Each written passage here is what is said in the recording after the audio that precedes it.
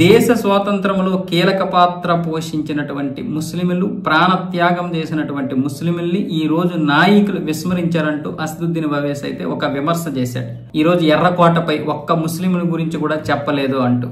అంతెందుకు, సుభాష్ చంద్రబోస్ స్థాపించినటువంటి ఆజాద్ హిందూ ఫౌజ్లో ముఖ్య అనుచరుడు, అలాగే జై హింద్ నినాదం ఇచ్చినటువంటి అవిద్ హసన్ సత్రానీ అనే వ్యక్తిని కూడా విస్మరించారు. ఆయన సుభాష్ చంద్రబోస్కి ముఖ్య అనుచరుడు, ఆయన హైదరాబాదీ, ఆయన్ని కూడా విస్మరించారు. అంటే సుభాష్ చంద్రబోస్ అనుచరులను కూడా మీరు విస్మరిస్తారా అంటూ మోదీ ప్రభుత్వాన్ని అయితే అసదుద్దీన్ ఓవైసీ అయితే విమర్శించడం జరిగింది.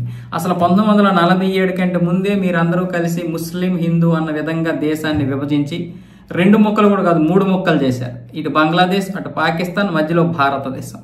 ఇప్పటికీ ముక్కలు చేయడానికి చూస్తున్నారు. ఈరోజు భారతదేశంలో ముస్లింలు ఎంతమంది ఉన్నారు, పాకిస్తాన్లో హిందువులు ఎంతమంది ఉన్నారు, ఎవరిని ఎవరు విస్మరిస్తున్నారు? ఈ రోజు ఈ మాత్రం సంఖ్య చూస్తే తెలియడం లేదా? ఈరోజు స్వతంత్ర భారతదేశంలో మెజారిటీ కంటే ధైర్యంగా హక్కుగా బ్రతుకుతున్నది మైనారిటీలు, భయంగా బ్రతుకుతున్నది మెజారిటీ అయినటువంటి హిందువులు. ఇది ఈ దేశ దౌర్భాగ్యం. ఇక్కడ మనకి హిందువులకి ఇప్పుడిప్పుడే మేల్కొంటున్నారు హిందువులు. ఇకపోతే పాకిస్తాన్లో దాదాపు 6.5 నుంచి 7 కోట్లు ఉండాల్సినటువంటి హిందువులు ఈ రోజు 35 లక్షలకు పడిపోయారంటే ఎక్కడ అణచివేత ఉందో తెలియడం లేదా? ఈరోజు పాకిస్తాన్లో హిందువుల పరిస్థితి ఏంటి? బిక్కు బిక్కు అనుకుంటూ బ్రతుకుతున్నారు.